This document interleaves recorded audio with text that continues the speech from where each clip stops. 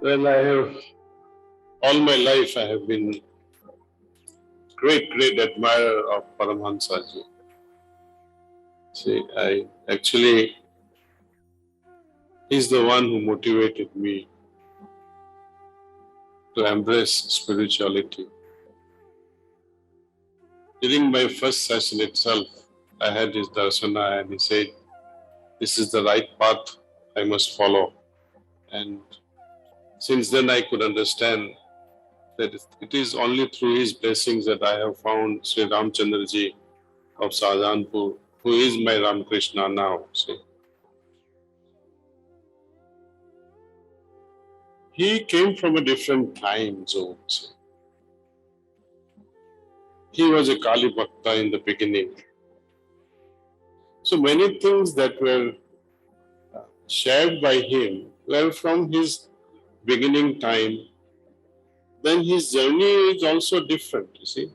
His journey changed after he met Totapuri, right? And Totapuri, as soon as he came in, he says, he talks to Ramakrishna Paramahansaji and says, "You are wasting your time with this Kali." And Ramakrishna says, "How so?" So you are playing with this like a doll. It's not good for you. Then he takes a glass bottle which was on the Ganges bank and hits him on the head here and said, "You meditate here now on formless entities." Now, it is okay for a person who is just beginning and does not know anything. It's okay. But when you find a guru and he says, "Now you meditate on this," that is good for us. Forms have a lot of limitations. As I was sharing to a question, answer to a question on form, we have to come to a neutral point in our heart and say, be honest. Say, "God, I don't know you. I don't know whether you have this form or that form." Right? And even if I imagine the form of, let us say, the great Prophet Muhammad Sahib, can you imagine the form? You can't. Can you imagine the form of Lord Krishna? How he was in original form? No. And now you think of it. Both Prophet Muhammad and Lord Krishna, they had a form during their lifetime. How many could understand them?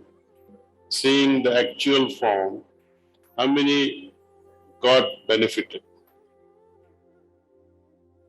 Even his own friend, the best friend Arjun, could not recognize him, even in his original form. And Dr. Daru, you are trying to imitate and imagine a statue or a photograph which is made by your wife or you may be your grandmother or some artist. How can you benefit from imaginations? It can give you some solace. When I used to worship in a very traditional way, nothing wrong with it. But at that time, my habit was such that, I would bow my head, I would lit up the lamp, I would do some incense sticks, recite some slokas, bow again, and move on. The day I did not do it, I felt so bad. Bad not because I loved God so much, but bad feeling was there. What if something can go wrong when I don't do this? Huh? And before exam, when you do this, oh, I'm going to get good marks, good score. You are always bargaining with God. See?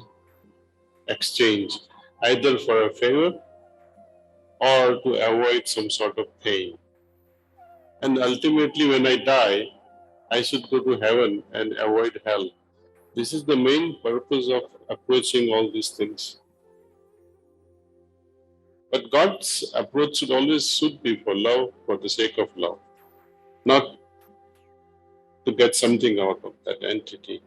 God knows too well, even your wife knows too well, or other people also knows too well, that our mundane relationship is exchange. You do this for me, I'll do that for you. If you don't do that, you're in trouble.